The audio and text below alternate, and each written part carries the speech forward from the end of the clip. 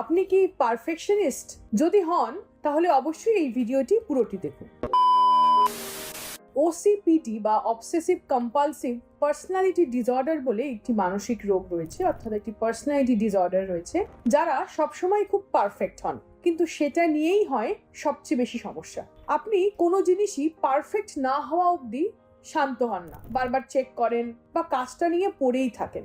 সময়ের কাজ সময় যদি না হয় আপনার প্রচন্ড বিরক্ত লাগে। কাউকে কাজ দিয়ে আপনি কিছুতেই শান্ত হতে পারেন না, মনে হয় ও ঠিকভাবে কাজটা করতে পারবে না। কোনো কাজে আপনি শেষ না করলে বাড়িতে পৌঁছান না, অফিসের কাজ হতে পারে বা অন্য কোনো কাজ হতে পারে, যতক্ষণ না কাজটা শেষ করছেন নিজেকে কখনোই সেখান থেকে তুলে আনতে পারেন না।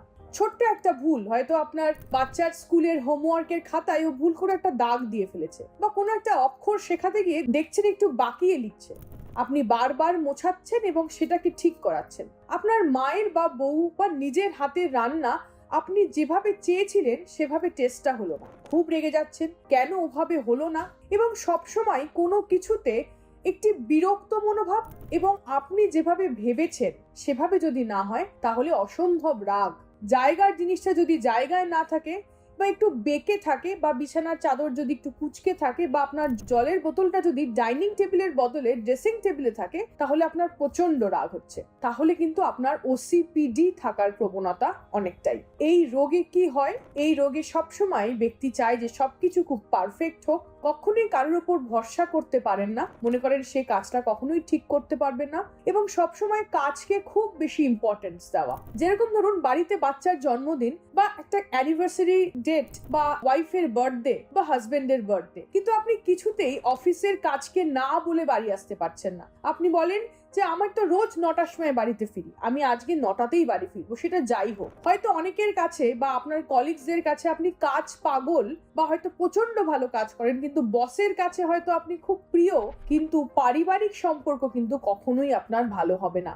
আপনার আশেপাশে যারা রয়েছে তারা কিন্তু আপনার উপর খুব রেগে যাবেন।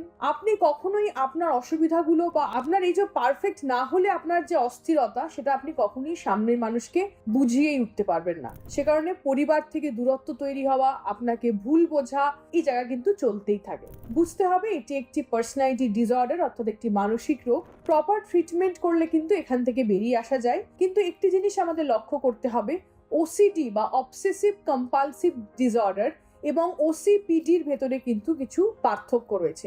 ওসিডিতে যেটা হয় সেটা হচ্ছে ব্যক্তির নেগেটিভ চিন্তা বারবার করে আসে এবং ব্যক্তি প্রচন্ড কষ্ট পায় তাই জন্য, কিন্তু ওসিপিডিতে কিন্তু ব্যক্তি তার আশেপাশের মানুষ, কাছের মানুষকে অজান্তেই অনেকটা কষ্ট দিয়ে ফেলে। এবং ওসিডিতে ব্যক্তি কিন্তু এমন ভাবেই তার কাজগুলো সাজান যে হয়তো একটা কাজ করতে করতে কখনোই পারফেকশনের জায়গা আসতেই পারেন না, বারবার হাত ধোন, বারবার পরিষ্কার করেন, কিন্তু ওসিপিডিতে এই পারফেক্টের জায়গায় আসতে এতটা সময় নিয়ে ফেলেন যে হয়তো কাজটা যতই হোক, সারা দিন লেগে যাক, কাজটা শেষ না করে যাব না, এই জায়গাটা তৈরি হয়। সে কারণে দুটোই কিন্তু সমস্যা, সেই সমস্যার সমাধান করুন।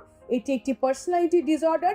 আপনাকে সবসময় কেউ পারফেকশনিস্ট বলছে, সেটা ভেবে খুব আনন্দ পান, সেইটা আনন্দ নাকি কোনো অসুবিধার লক্ষণ সেটা দেখুন। কাছের মানুষদের ভেতরে এগুলো আছে কিনা লক্ষ্য করুন এবং আমাদের জানান। পারফেক্ট হন, কিন্তু এই পারফেক্ট হতে গিয়ে আশেপাশের মানুষকে কষ্ট দিয়ে ফেলা বা নিজে কষ্ট পাওয়া, এটা কিন্তু কখনোই কাম্য নয়। ভালো থাকবেন, ধন্যবাদ।